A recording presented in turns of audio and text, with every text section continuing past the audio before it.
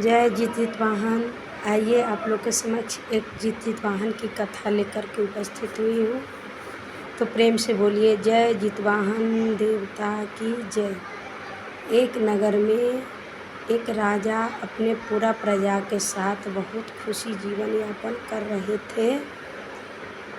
बहुत सुंदर जीवन यापन चल रहा था। उस नगर का ये मानना था कि इस आश्विन मास के अष्टमी, सप्तमी और अष्टमी करने से पुत्र का कभी भी कोई दुख नहीं होता। तो इसलिए सभी मिलकर के इस व्रत को किया करते थे और बहुत बढ़िया से इस जितवाहन देवता का पूजा करते थे। उनके फल स्वरूप सबका पुत्र खूब हंसी खुशी से रहा करते थे।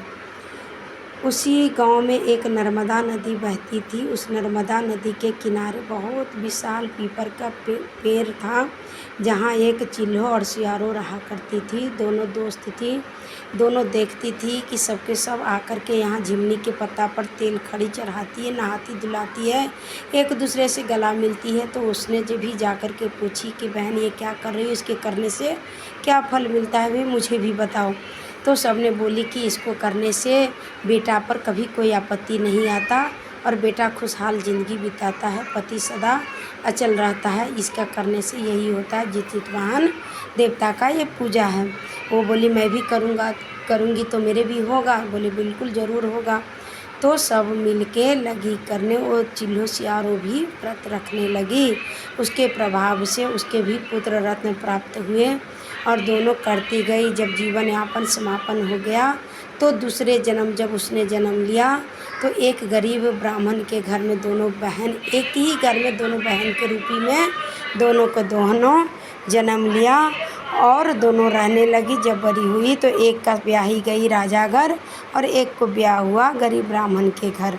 राजा के घर जो ब्याही गई उसको एक भी संतान नहीं, और जो ब्राह्मण के घर में ब्याही गई उसके 5 पुत्र रत्न प्राप्त हुए और वो बड़ी खुशी जीवन यापन करने लगी, क्योंकि वो जितवाहन के व्रत रखती थी और एकदम नियम धर्म से।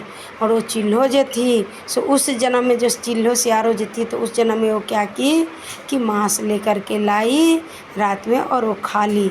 उसके नतीजा क्या हुआ कि उसके 7 जन्म खेहारते रहा, उसको पुत्र प्राप्त इस जन्म में नहीं हुआ और वो दुखी जीवन यापन करके मरने पर तुल गई। तब जाकर के बड़ी बहन दयालु थी, दया करके बोली हे बहन तुम भी नियम धर्म से इस व्रत को करो और तुम्हें भी जितवाहन सुनेंगे और पुत्र रत्न प्राप्त जरूर होंगे तुम्हें भी।